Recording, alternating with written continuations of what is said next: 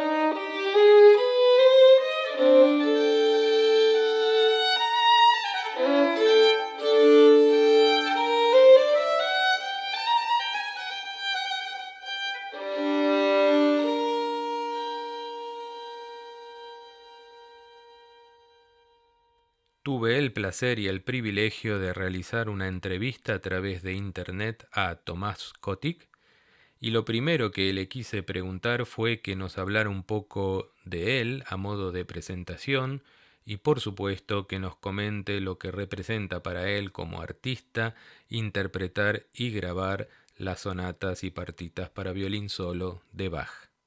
Mi nombre es Tomás Kotik, soy un violinista argentino, radicado hace muchísimos años en el exterior, hace más de la mitad de mi vida, unos 24 años ya. Y cuando me fui de Argentina a los 19 años, fui primero a Freiburg, en el sudoeste de Alemania, estuve 6 años ahí estudiando. Luego fui a Toronto por 2 años, al Royal Conservatory of Music, que tiene una división que se llama Glengould School.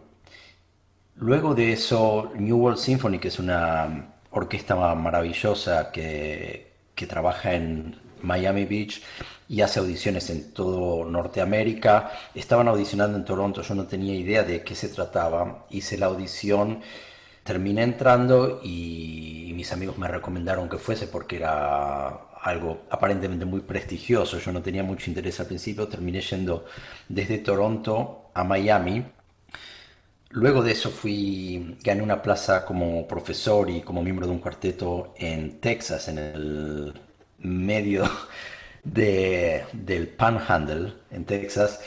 Y cuando tuvimos suficiente de eso, volvimos a Miami. Estuve unos años ahí tocando en diferentes cuartetos, haciendo muchas grabaciones, hice mi doctorado hasta que gané una plaza aquí en Portland, Oregon, como profesor de violín. Y eso es en síntesis un poco mi carrera, y una de las cosas graciosas es que En casa con mi mujer hablo alemán, enseño en inglés y tengo un acento raro en todos estos idiomas y al final seguramente español, que es el idioma que sin duda hablo mejor también, me parece que suena un poco raro cuando voy a Argentina, me miran raro.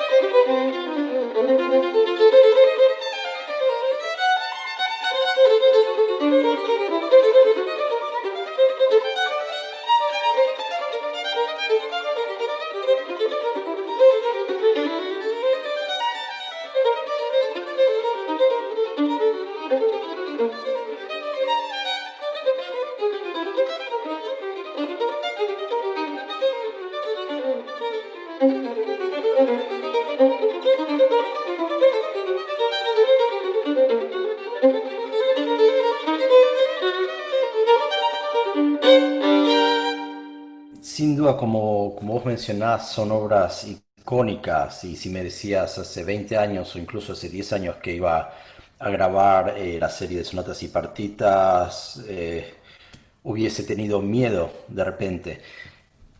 Porque le tenemos un respeto increíble, son obras magníficas que definen al instrumento, incluso influencian toda la historia de la música. Sí, entonces nadie hasta ese momento había tratado al violín con ese nivel de dificultad, con esa arquitectura, obras de 10, 12 minutos, algunos de los movimientos nomás. Entonces tienen una dificultad técnica muy grande y musicalmente la discusión no tiene final. Por eso, además de grabar estas obras, he escrito varios artículos sobre la interpretación, porque en la interpretación es como que hay modas y mucho conocimiento, seguramente cada vez más, cuando tratamos de encontrar qué dicen las fuentes históricas, los tratados, músicos de esa época, porque evidentemente no hay grabaciones. Pero después vienen las modas y las filosofías de cada época que se combinan, van evolucionando, vuelven a retroceder, toman nuevos aspectos, se combinan. Y eso hace que estas obras en particular para los violinistas son una discusión permanente. Pero lo que lo hace muy interesante también y hace que pueda haber miles de puntos de vista válidos. Entonces la interpretación de estas obras es algo que requiere incluso más que el nivel técnico.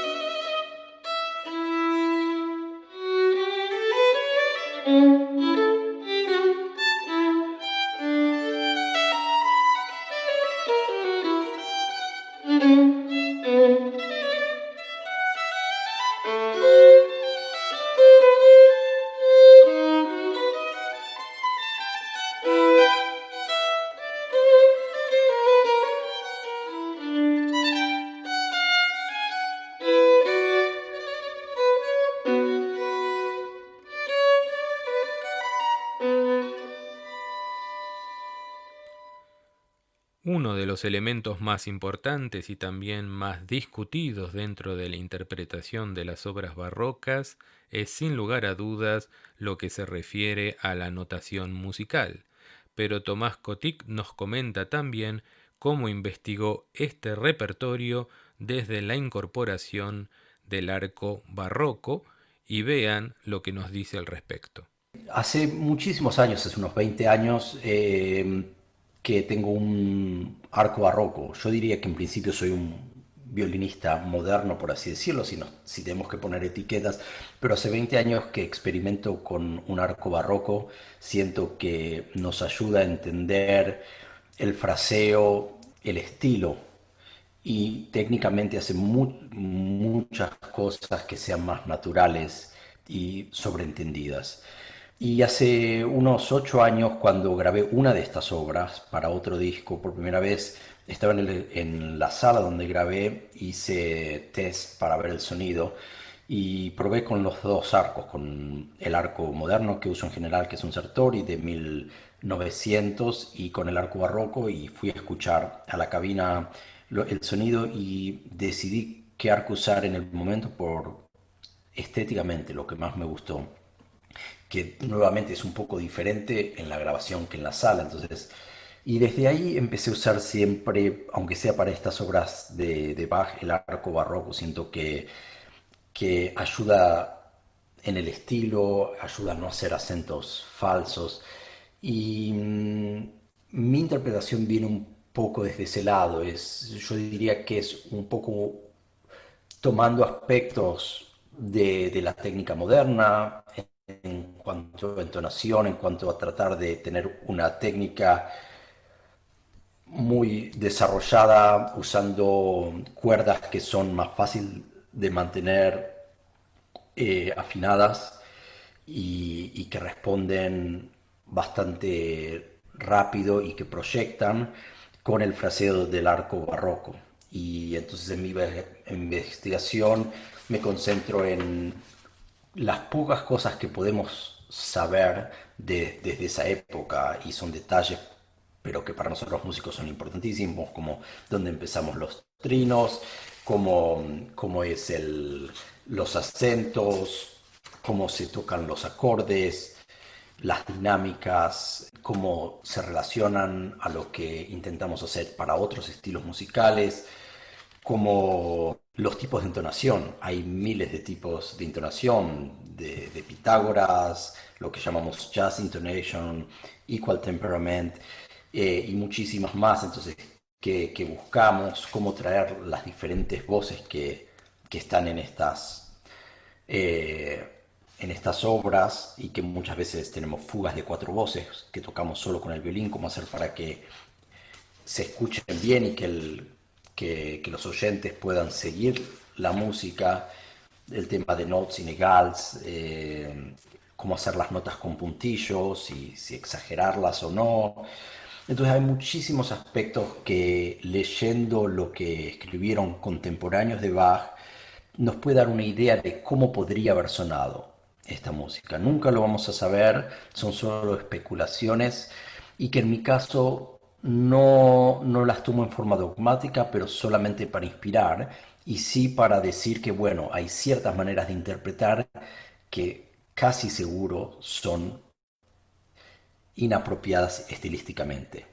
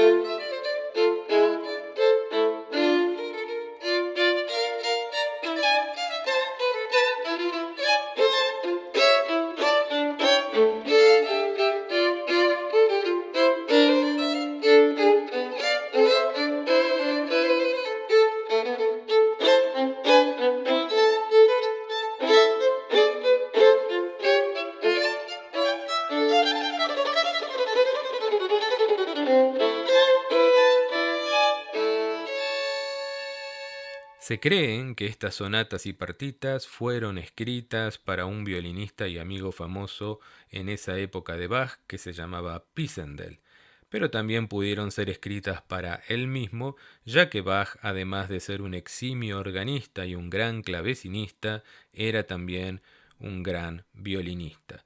Y esto es lo que nos comenta Tomás Kotik al respecto.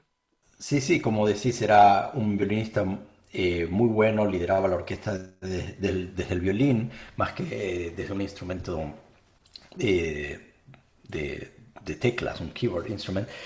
Y sin duda es tan difícil porque hoy en día idolatramos tanto a Bach y a los compositores que le siguieron, que a veces pensamos que son obras abstractas, ideales, y que puede ser que hayan tenido algo de eso, porque sin duda sentimos algo trascendental, y las compuso en 1720, el año que murió su mujer, y el título de estas obras es Sei solo, que si lo traducimos significa estás solo, pero que probablemente quizás fue solo un error y que él las quiso llamar Sei soli y que significan seis solos.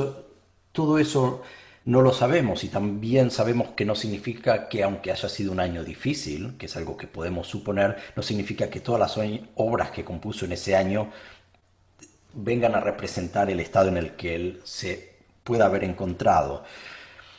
Entonces, sin duda hay algo muy terrenal también en esta música. Tres de las partitas son obras inspiradas en danza, como todas las partitas de esa época, que tienen algo que ver con algo muy corporal, con algo muy mundano. Sabemos que él tocaba violín, sabemos que puede haber componido para Pisandel, sabemos que hay antecedentes de otras obras para violín solo que casi seguro Bach había escuchado. Entonces es muy probable que estas obras hayan sido pensadas para tocar y no solo como abstracciones de lo posible o imposible para un instrumento.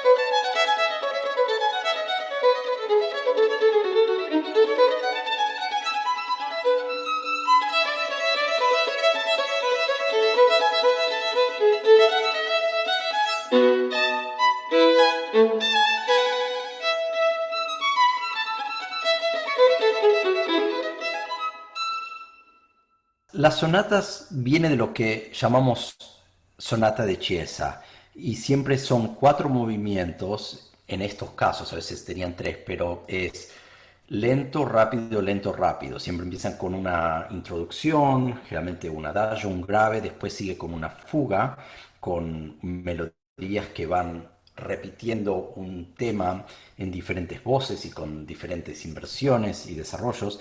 Sigue con un movimiento lento que puede ser una zarabanda, que es inspirado en una danza lenta, y termina con un movimiento, lo que llamamos moto perpetuo, cuando vienen notas una tras otra, la misma duración. Las partitas, en cambio, son obras que tienen seis o más movimientos, en este caso, son siempre una serie de danzas. eh, y generalmente esas diría que son quizás más terrenales, viene de lo que llamamos sonata da cámara. Sí, son inspiradas en bailes de esa época, siempre empiezan como con una anacruza, que es cuando la persona balancea para un lado antes de empezar con el tiempo fuerte.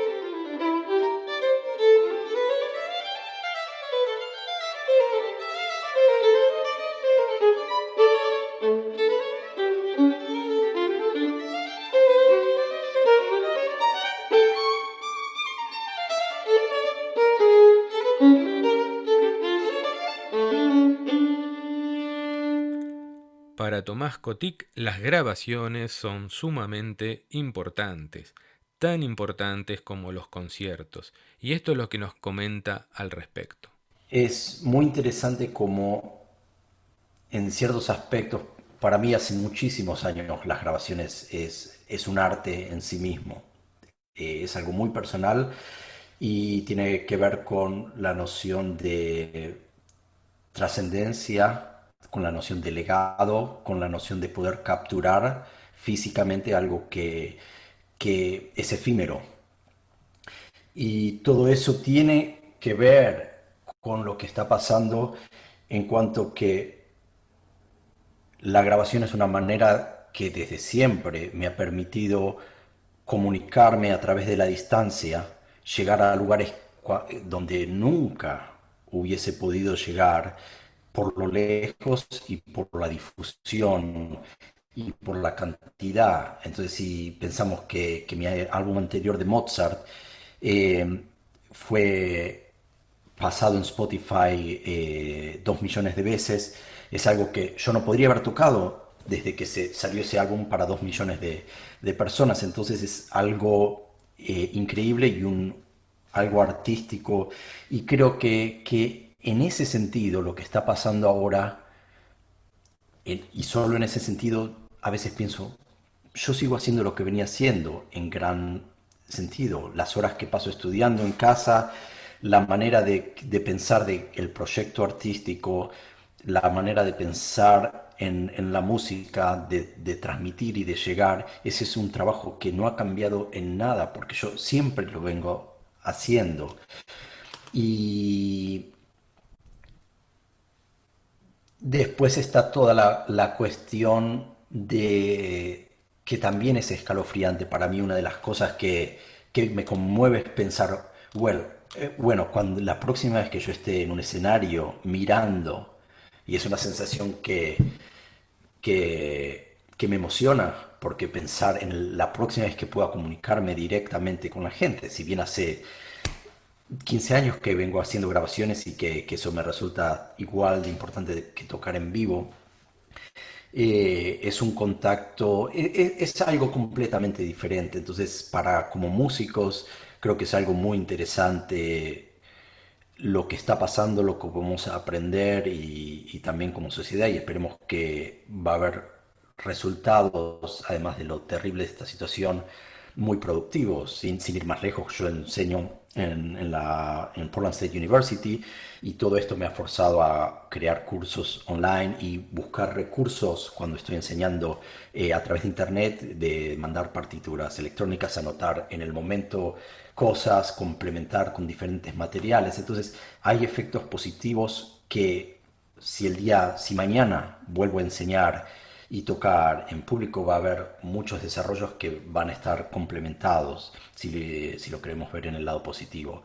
Lo que por supuesto espero es que no aparezca una fobia social de encuentros personales.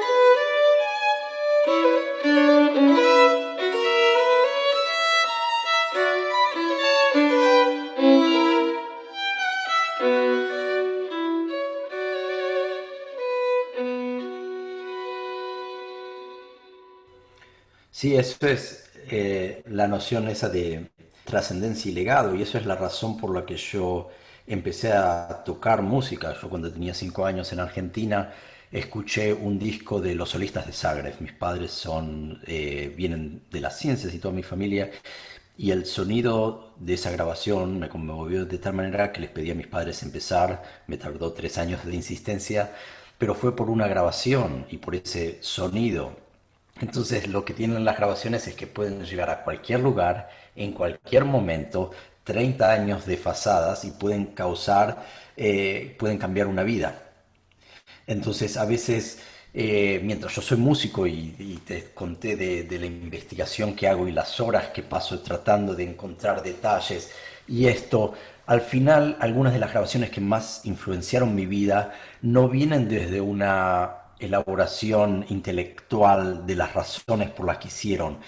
Tienen que ver con el momento en que uno las escuchó, tienen que ver con el impacto que hicieron en uno y que tiene que ver con el estado del oyente, con muchas cosas, y eso tienen las grabaciones y también los conciertos en vivo pasan a ser para muchos de nosotros momentos históricos que en un instante sentís algo que te puede cambiar la vida y lo puedes recordar siempre.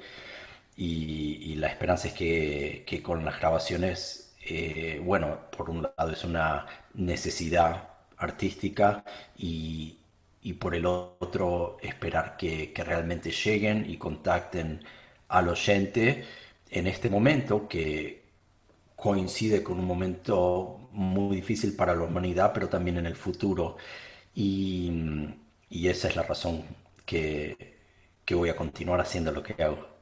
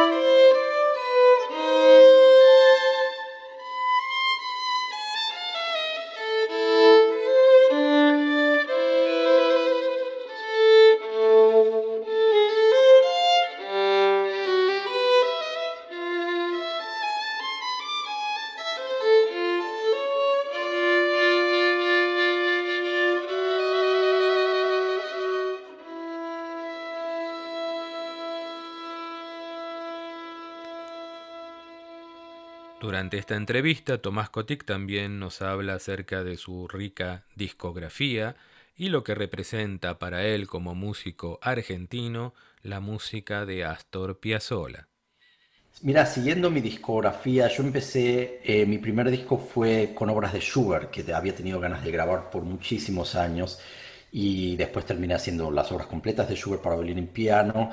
Y mi próximo proyecto fue grabar obras de Piazzolla, que sí es de Argentina, y es una música que siempre estaba como un poco de fondo cuando yo estaba en Argentina, pero a la vez donde crecí en Buenos Aires, es una ciudad muy cultural, donde hay muchísimos intereses de diversos tipos de música, donde el Teatro Colón se llena, incluso con gente a veces más joven de lo que veo en otros lugares de Europa y de Estados Unidos.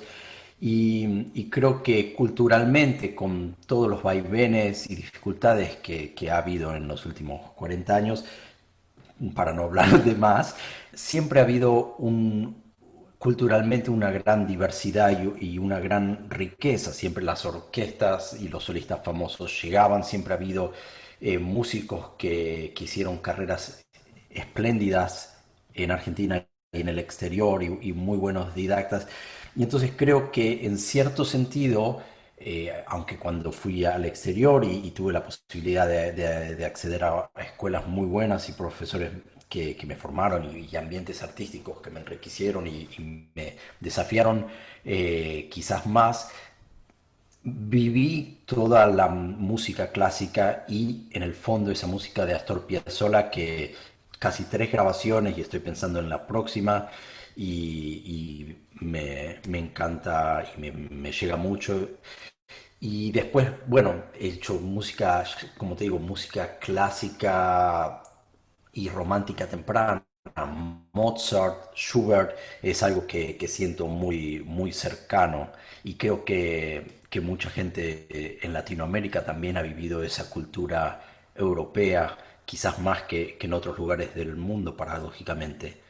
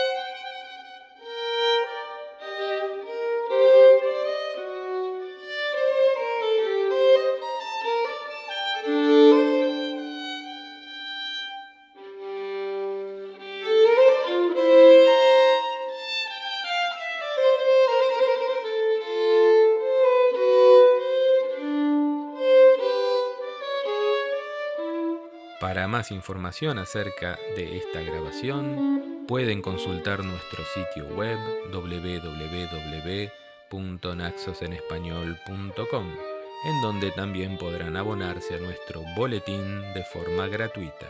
Y como siempre, no dejen de seguirnos por nuestras redes sociales y los espero en otro podcast de Naxos. Esto es Música Clásica. Hasta la próxima.